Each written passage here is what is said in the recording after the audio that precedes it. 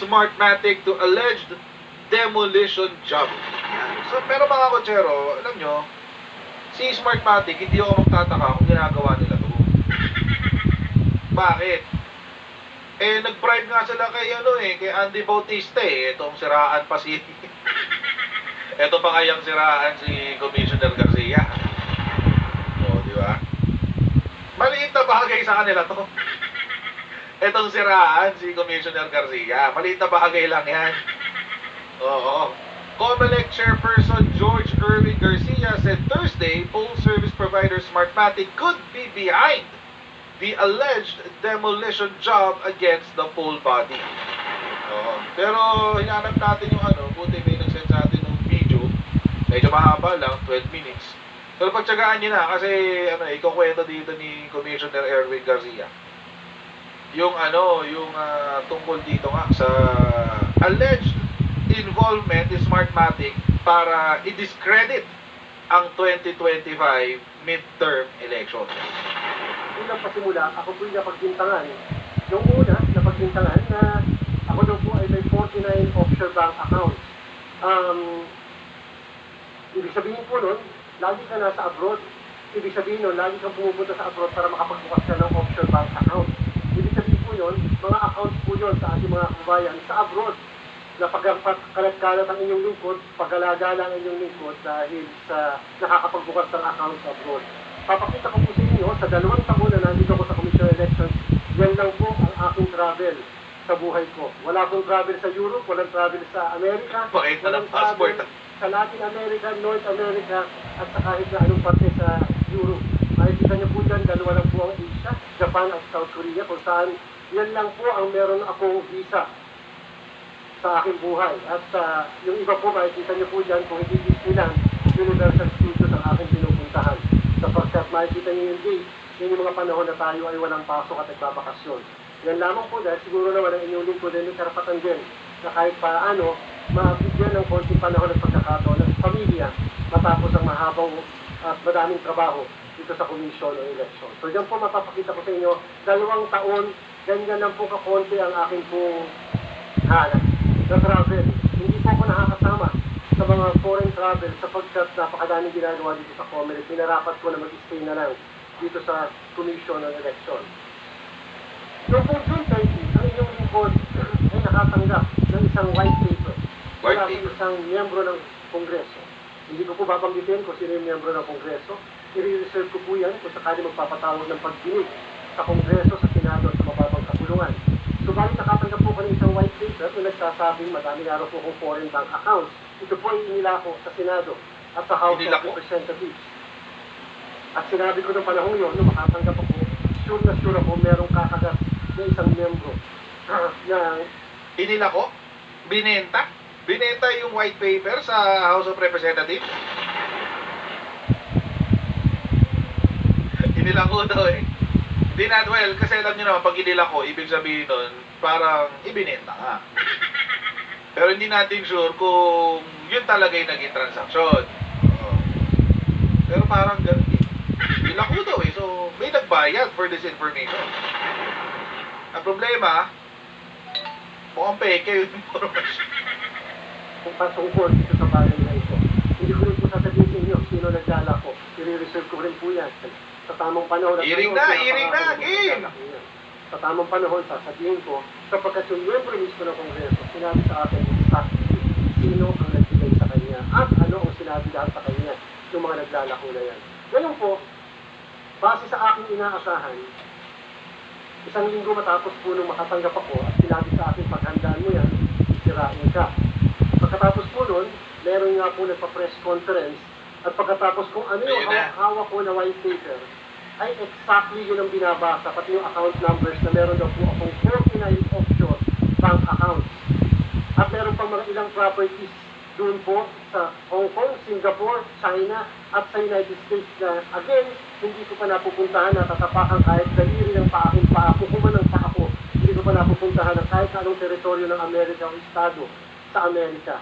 Sa China, hindi pa po ako nakakapunta, siguro po Hong Kong.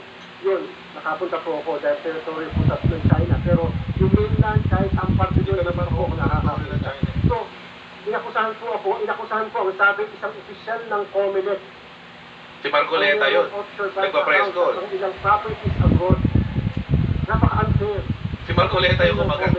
Walang binanggit na pangalan, walang binanggit na posisyon. Lahat ay pwedeng pagbintangan. Talaga namang shotgun ang approach isang opisyal ng Commission on Election. Oo, naalala niyo yan, guys. Si Marcoleta yun eh. Si Kong Marcoleta yun, yung nagpasabog yun. Noong nakaraan. Natapik natin yun eh. Noong unang pinasabog yun ni Kong, natapik natin yun. Immediately after. So parang, at nakakatawa rin doon, the same day, hindi pinatapos ni Commissioner Garcia yung yung araw. The same day, nagsabi siya, ako yung pinapatungkulan ni Marcoleta. So parang alam na nga talaga niya. Hindi po rin ko, dahil sa agad, nakapanayam ng mga miyembro ng media. Ang sinabi ko, ako po yung pinapatungkulan. Ako po yung opisyal ng COMELEC na sinasabi merong offset bank account. Ang tinanong nila, bakit mo nasabi yung chairman? Sapagkat may copy ako ng binabasa nila. Yung exact account numbers ng mga peke ay lahat eksakto na eksakto po yung hawak ko. Magaling po yung pagkakagawa, mga kababayan. Bakit? Sapagkat ang binigay ko na nakuha ko at yung binasa sa press conference ay offshore accounts. Sino ba naman sa atin dito sa bulwagan ito makapag-verify ng offshore account? Correct. Kung hindi ka naman talaga may-ari ng isang offshore account. Makakapunta ka ba doon at sasabihin mo may account ako sino dahil hihinga ng copy na sino mag-entertain sa inyong bangko? Napakatalino ng pagkakagawa. Offshore ang ginawa, pati yung properties out of the country din para walang verification nga naman. Di ba inamin din naman ni Kong Marcoleta yun, unverified yung kanyang informasyon. Oo. Naalala natin yun, di ba? Sinabi niya, inamin niya yun eh, unverified yung information na hawak niya. And it's really, mga kutsero, ganyan po ang diskarte ng mga, ganyan din po ang diskarte ng mga, tawag dito, ng mga DDS. Paglalabas sila ng pasabog, yung pasabog nila, hindi mo mabe-verify. Hindi mo ma-check. Halimbawa, PIDEA leaks. Nagpasabog sila ng PIDEA leaks. There's no way to verify that. Oo, hindi mo mabe-verify yung kwento. Bakit? Kasi, wala namang isinubmit sa PIDEA. Wala papel na nakasubmit sa PIDEA.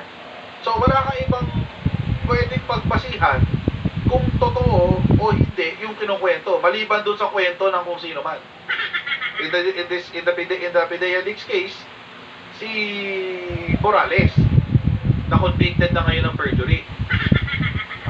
Another example, etong pasabog na pulburon video, saan na? Dami ka up to date? Stay fresh from day. Tonight with Close-Up for all day amazing fresh breath. Good morning, Mama. Big day today. Then you need the forgotten breakfast. Ladies' choice chicken spread now in its new look. Nakakita ng isang tao na video. Buti sana kung candid eh. Diba? May grupo ng tao, may lumapit na isa, naka-camera, ganyan. Uy, nag-shoot sila ng cocaine, etc. Ayun, pwede pa yun, mapapaniwala mo pa yun. Kasi candid, di ba? Sino ba namang tao ang papayag? I mean, seriously, sino tao ang papayag na alam mo na ikaw ay sisinghot ng cocaine, tapos merong camera na nakatutong sa'yo, inayos mo pa yung background mo para walang ibang tao makakita, tapos doon ka sisinghot sa harapan ng camera. What the F? Tanga lang ang gagawa nun. Di ba? Pangalawa, hindi mo mabe-verify yung video na yun. Bakit? Wala namang original video nun. Walang original video. Nakakanino yung original video, di natin alam. Hindi rin mailalabas yung original video pa. Sinong aamin sa ganun? Walang aamin dun. So, hindi mo mabe-verify. Ito yung pinakahuli, si Cathy Binag. Hindi mo rin mabe-verify yung kwento niya. Bakit? 2012 pa at siya lang ang bida sa kwento niya.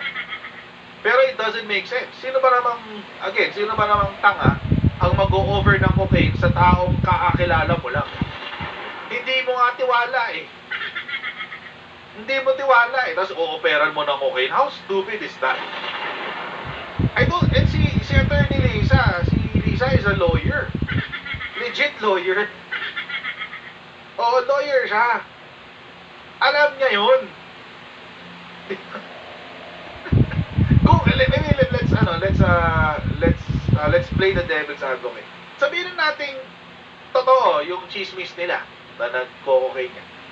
Do you think Attorney Lisa is stupid enough to offer a stranger a bag of cocaine or whatever? That's stupid. Tapos sasabihin nila, meron akong 100 something plus na USB. Oh. yung USB talaga yung marami. Hindi yung laman. How stupid is that? 150 na USB? Ang stupid talaga. Ang stupid, man. Ang stupid. May naganda na, hindi ko napanood ng buo eh, pero may nag-set sa akin, may nag-uusapan sa GC namin. May 150 daw na USB. 150 ang USB mo? Hindi yung laman? Ano ka CDRT? Ano ka natin pa ko? Seriously. Buti sana kung sinabi niya, meron akong 150 videos sa isang USB na nagpapatunay na ang Marcoses ay humihit-hit ng cocaine. Ayun, pwede pang maniwala. Sabihin mo lang, talaga? Sige, labas mo kaya yung USB mo. Ano ka natin pa ko? Ang bobo eh, ang bobo talaga eh. May CDR King pa ba? Wala nang CDR King. Wala na, nagsara na si CDR King. Sabi ni Tom Bites, isang USB 1 MB lang. Kulang po pambukas ng system. Ang stupid talaga. Yung stupid talaga, promise.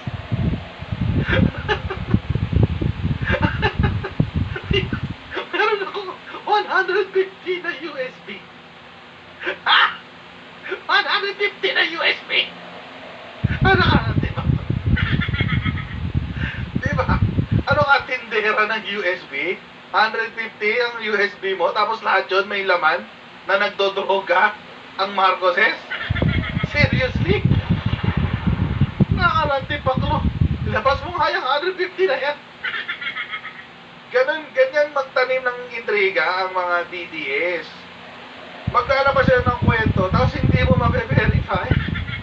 Hindi mo ma-check. Buti sana, kung naglalabas sila ng ebidensya, tapos pwede mong i-cross-examine, pwede mong tignan, pwede mong balik-tarin, di ba? Or let's say, yung sinasabi nilang pulburon video.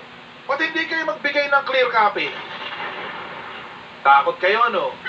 Kasi mabibisto na AI generated yan, or pinatong, kundi man AI, pinatong lang yung mukha ni BBBM doon. Balay pa natin kung habang nagsushooting sila, kulay green yung mukha nung kung sino man sinushoot nila. Diba? Green screen, naka-green lang, kulay green lang yung mukha niya. So yun ang ibig kong sabihin. Ganun din to, unverified yung, paano mo masasabihin na merong account, may bank account si Commissioner George Garcia sa mga foreign banks, hindi mo mabe-verify yun, hindi mo ma-check. Anyway, tuloy natin, medyo mahaba pa to. So, agad nung ginawa ko sa mismong araw na yan, nag-issue ako ng affidavit of denial. Tinanong ko yun para kung sakali na nagsisinungaling ako, pwede po akong balikan ng kasong perjury. At the same time, nag-issue po ako ng absolute waiver under oath ng lahat ng accounts na ito. Nasabi ko po sa NBI at sa Anti-Money Laundering Council na kung saan isalabit ko lahat yung mga ginawa kong pinanumpaang dokumento na sila po ay may kalayaan na tingnan, alamin lahat ang source ng accounts na to, anong history, account ko ba talaga yan. Sinabi ko at kung pwede maimbestigahan sino nasa likod nito at kung talaga ba mga accounts ko po, yung mga accounts na yan. At sinabit po natin yan sa National Bureau of Investigation, pati po yung sa mga properties. Incidentally, gusto ko lang po sabihin sa inyo, yung mga kasamahan ko po na andito ngayon, mga kagalanganan na commissioners, sila po ay pumunta sa Hong Kong sapagkat kami po ay may ginagawang voters education massive, malawakan para sa mga kababayan natin abroad, para po sa tinatawag natin na internet voting. Yan po mga kasamahan namin, mga staff pumunta po doon sa sinasabing property sa Hong Kong. wala po silang nakitang ganong klaseng property. Yung buong kahabaan ng street na binabanggit dahil walang 12 floor pala doon hanggang 10 floor lang. Noong nakaraang araw lang, ang mga commissioners ko po, pumunta rin sila lahat sa Singapore dahil nagkaroon din po tayo ng malawakang voters education drive doon. Pinuntahan din po ng mga kasamahan natin yung po property allegedly sa Singapore. Wala rin po nag-i-exist na ganong klaseng property doon sa Singapore. Kahit yung mga taong kanilang nakausap, wala po nag-i-exist na ganong property sa Singapore. Sa San Francisco, paano ba magkakaroon ng property sa San Francisco, USA, kung hindi ka pa naman nakakatapak doon? Bibili ka ba ng property na hindi mo pa napupuntahan o hindi ka makakapunta kahit kailan? Wala po akong American dream. Wala po akong pagnanais na makapunta kung ano makikita ko sa Amerika, makikita ko sa Pilipinas, mas magaganda pa. So, para po sa akin, bakit ako bibili ng property na gano'n? So, alam mo, peke na nga itong sa Hong Kong, peke ang Singapore, siguro peke lahat doon. Sapagkat hindi pa nga po ako nakakapunta sa bansang yan. So, ngayon po, binigay ko po natin lahat, pinagpaubayan na po natin sa NBI sa anti-money laundering law. Naniniwala tayo, ang NBI, pwede po sila makipag-usap sa FBI, kasama na rin po ang Anti-Money Laundering Council, sapagkat meron po tayong ugnayan sa iba't ibang money laundering council ng iba't ibang bansa. Every time, ang tawag po nila doon, Egmont search. Yung Egmont search, isang tingin lang yun. Yung po nire-request ko. Yan po ay nasa mismong batas sa Anti-Money Laundering Council. Isang tingin lang malalaman kung peke ang lahat po ng account. Ngayon po, napakita ko po sa inyo yung mga liham na pinadala natin, pati po yung affidavit na ating pong pinirmahan. Lakas ang loob ni Commissioner Garcia, no? Nauna na siya. Inunahan na niya si Kong Marcoleta. Nauna na siyang pumunta sa NBI, nauna na siyang pumunta ng AMLAC. O, paki-check nga po itong mga account na to. Diba? Wow! Confidence! Tindi ng confidence, diba? Parang siya pa nagbibigay ng ebidensya para kay Kong. Yun nga, malakas ang loob. Malakas ang loob ni Commissioner Garcia. Oh, malakas ang loob. So, parang, di ba, parang medyo nasa alanganin na si Kong Marcoleta. Kong, may pag-asa ka pa. Wag ka pong don't go to the dark side. Star Wars lang. Don't go to the dark side. Oh, dito ka lang po sa lugar ng mga Jedi. Wag ka po sa dark side. And don't go to the dark side of the Force. Pwede may pag-asa pa po kayo. May pagkakataon pa po kayong umatras o wag na po kayong makipaglabanan. Anyway. Ilang araw po pagkatapos ng mismong press con, pagkatapos po ng aking mga pagsulat sa NBI, ay meron pong isang dating kongresista pumunta dito sa Comelec. Si Erice. Patanggap siya ng isang envelope na allegedly galing daw po sa Bahamas. Isang bansa na hindi Si Erice yan, si Erice.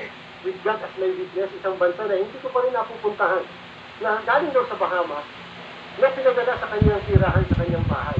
Eh nung inanalyze po, in-examine ng miyembro ng media, yung mismong envelope, na trace nila galing sa Pilipinas, papunta sa Bahamas, papunta sa Bahamas, pinabalik sa Pilipinas. Tingnan niyo po yung contact number.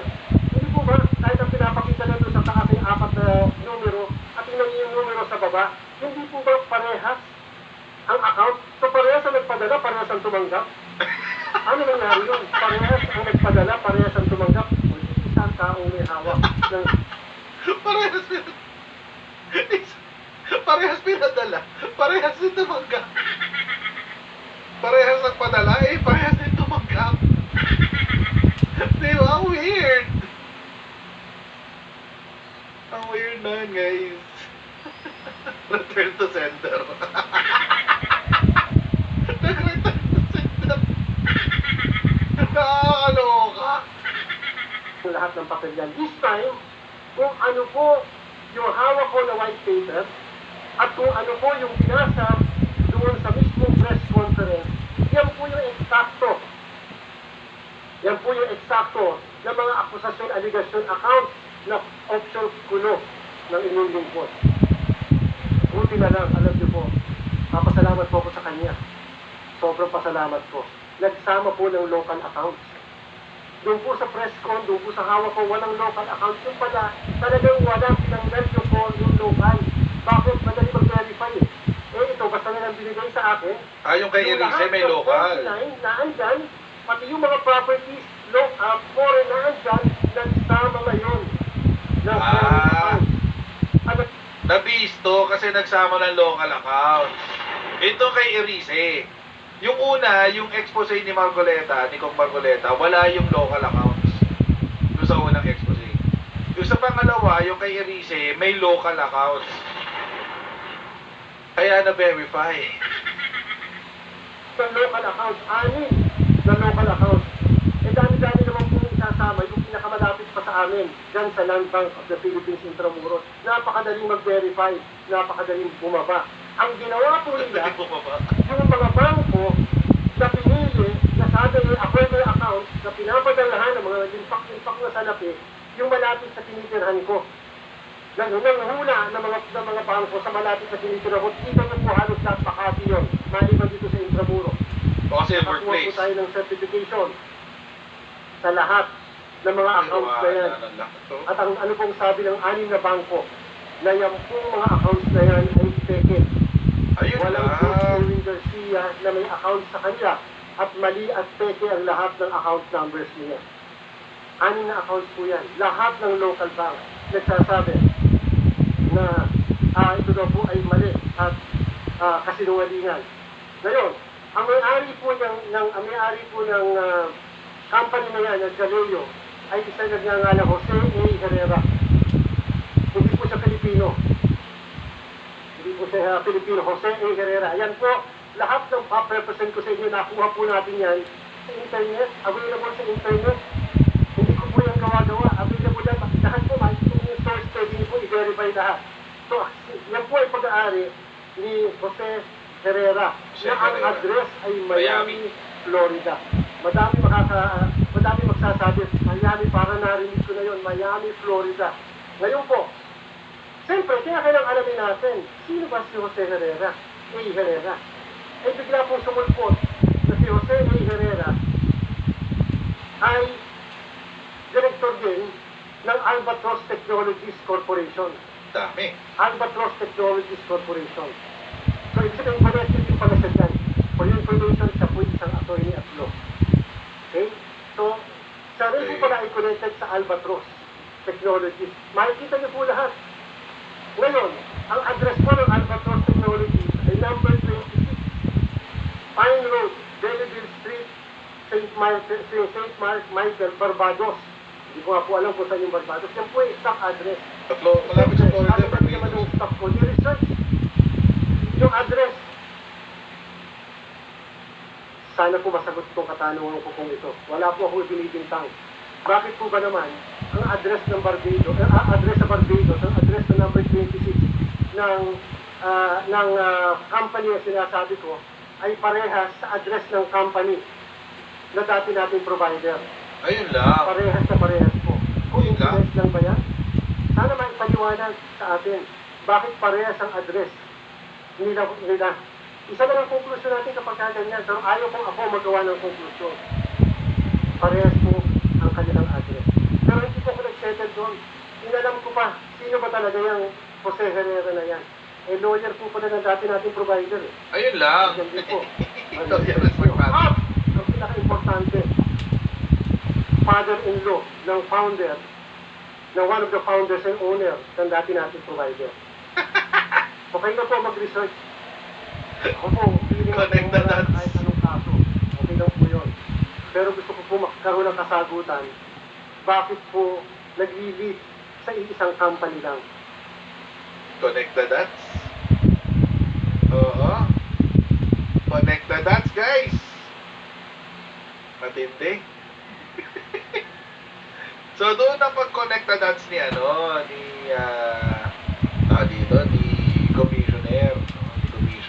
George Garcia.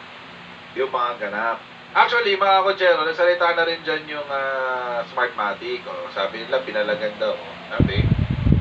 Sinabi ng Smartmatic na ikinalulungkot itong marinig ang konversasyon ni Garcia tungkol sa kumpanya. Pistado kasi kayo. Okay? We are saddened to hear the latest accusations made by COMELEC Chairman George Garcia about Smartmatic. Our company is not involved, nor is behind any of the claims made by Chairman Garcia against us. Such accusations are both unfair and unjust. Okay. Sige na lang. Siyempre, o di kasuhan niyo si George Garcia. Pwede naman eh. Pwede naman eh. Kasuhan niyo siya para labasan na ebidensya. Diba? Para labasan na ebidensya, oo, sa court. Para maging public documents lahat yan.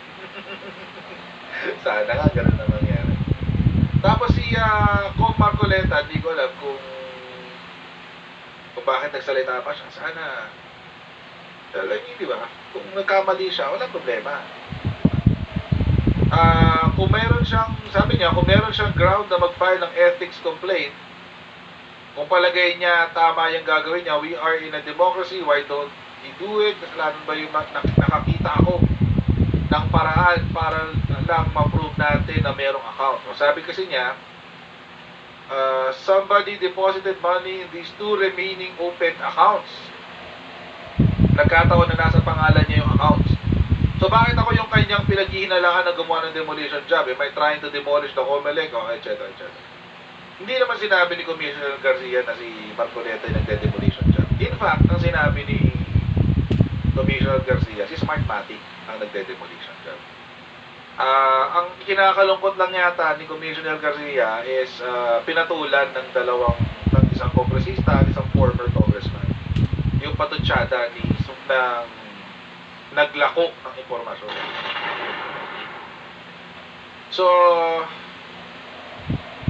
the thing is, even he admitted, all of these are unverified. So, hindi kasalanan yung nakakita, but, sana, nung nakita niya yung dokumento is, he verified it first bago siya naglabas ng press con. Para sayang, sumabit tuloy si Kong Marcoleta. I mean, again, mga kochero, I have nothing against Kong Marcoleta. He's a good person. Yun lang. Mukhang parang ako nakakita ako ng demolition job. Oo, nakakita ako ng demolition job. Kay Commissioner Garcia. And for what it's worth, I don't think I agree doon sa sinabi ni Kong Marcoleta. I don't think siya yung author. Kaso nga lang, siya yung pumatol eh. Diba? Siya yung pumatol eh. Diba? Kung good faith siya, edi sana lumapit na lang siya kay Commissioner Garcia, pinausap niya, o ito yung nakarating sa amin, anong masasabi mo, Commissioner, diba? Yun nga lang, pinasabog niya agad in public and even he himself has not verified it yet. So, siya ngayon nasabugan. And again, mga kutsero, I have nothing against Kong Marcoleta. He's one of the better congressmen actually in Congress. Yun lang talaga, nagkamali talaga siya dito.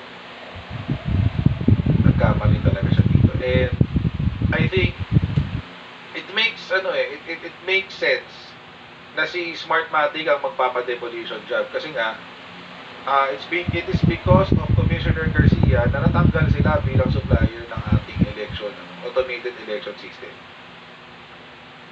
Oo, kasi disqualify sila agad eh. Bakit sila disqualify? Because they have a pending case sa Amerika, which involves the bribery of Andres Bautista no 2016 elections. So, actually, ito sa yung Supreme Court ruled against it. Sabi ni Supreme Court, dapat daw hindi muna disqualify, dapat pinadaan sa proseso ng kasi ang ginawa kasi ng COMELEC, they disqualified Smartmatic outright. Hindi na pinagbid. Yun yung nireklamo ni Smartmatic. Ba't hindi nyo kami pinagbid? So, si Supreme Court nag-decide siya, sabi niya, sa susunod, hayaan nyo silang mag-bid. Kung hindi sila qualified, o di sa kanya tanggalin. Ganun yung sabi ng Supreme Court. Pero prospective yun, yung sinabi in the future. Hindi na pwedeng i-cancel tong current. Kasi sabi ng Supreme Court, mapupurnada na mas malalagay sa alanganin yung 2025 elections. Kung ngayon, pag kung maglalagay ng TRO dito sa bagong provider. Sana lang. And I'm still hoping na bago mag 2025 election, si Kong Marcoleta would have an about face. Kasi sayang eh. I'm really rooting for him. Actually, iniintay ko nga yung yung isulong niya uli yung amendment sa IPIRA Tagal. Sayang. Sana gawin na niya kung magkakaroon pa siya ulit, kung makakapasok pa siya ulit. But let's see. Kasi party list naman yan eh. So, pwede pa siya makapasok. Wala naman term limit sa kanya.